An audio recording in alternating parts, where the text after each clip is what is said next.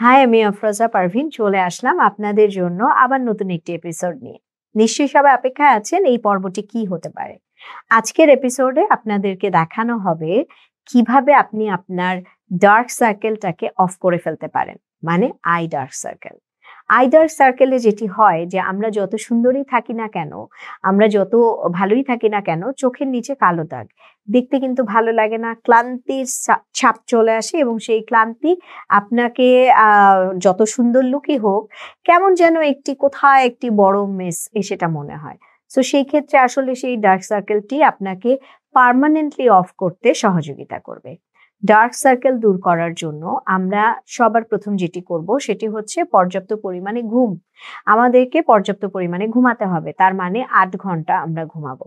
৮ ঘন্টা যদি আমরা ঘুমাই তাহলে আমাদের এই ডার্ক সার্কেলের সমস্যাটি একদিক থেকে থাকবে না, সেটি এক। ২ হচ্ছে আমাদেরকে প্রচুর পরিমাণে লিকুইড খাবার খেতে হবে। আমরা জানি আমাদের বডিতে ৭০% হচ্ছে পানি, সো সেই ক্ষেত্রে আমাদের কিন্তু পানি বা লিকুইড খাবার বেশি খেতে হবে। ৩ হচ্ছে আমাদের প্রপার নিউট্রিশন, মানে আমরা যে খাবার খাই সেখানে আমি কতটুকু ফল খাবো, কতটুকু আমি কার্বোহাইড্রেট খাবো, কতটুকু ফ্যাট খাবো, মানে আমি কোনটা কতটুকু কি খাবো, সো সেই ব্যাপারটিও কিন্তু মাথায় রাখতে হবে। সো সেটি একটি। তারপরে যে ইস্যুটি আছে সেটি হচ্ছে আপনি এটা সৌন্দর্য চর্চা যেটি করতে পারেন। চোখের চারপাশে চোখের যে প্যাডটি আছে এই জায়গাতে আমরা জানি যে এটা সব থেকে নাজুক আপনার বডির মধ্যে। সো এখানে এটা থাকেই হচ্ছে পানির উপরে। সো আপনি দেখবেন যে জায়গাটাতে প্রেস করলে এখানটাতে আমাদের খুবই নরম একটা ব্যাপার থাকে। সো এই যে জায়গাটি যখনই আমার বডি ডিহাইড্রেট হতে থাকে তখন কিন্তু এটা নিচে দেবে যায় এবং কালো হয়ে যায়, সাথে সাথে এটা মানে চোখটা বসে যায়। তো এইখান থেকে আমরা বুঝতে পারি যে আমাদের বডি ডিহাইড্রেট হলেও কিন্তু আমরা এই যে ড্রাই হয়ে যাচ্ছি, তো সেই ক্ষেত্রে এটা কালো হয়ে যাচ্ছে। তাহলে আমাদেরকে সেটাও মাথায় রাখতে হবে, ওই লিকুইড খাবারগুলো আমাকে এটা ব্যালেন্স করতে হেল্প করবে। এর পাশাপাশি আমাদেরকে পর্যাপ্ত ঘুমাতে হচ্ছে, খাবার দাবার ঠিক রাখতে হচ্ছে। এবার আসেন আপনার টেনশন রিলিফ। আপনার যত চিন্তা আছে সেগুলোকে আসলে একটা সময় পরে একটা সাইডে রেখে নিজের জন্য একটু ভালো থাকুন, তাহলেও কিন্তু এটি একটি ভালো কাজ করবে।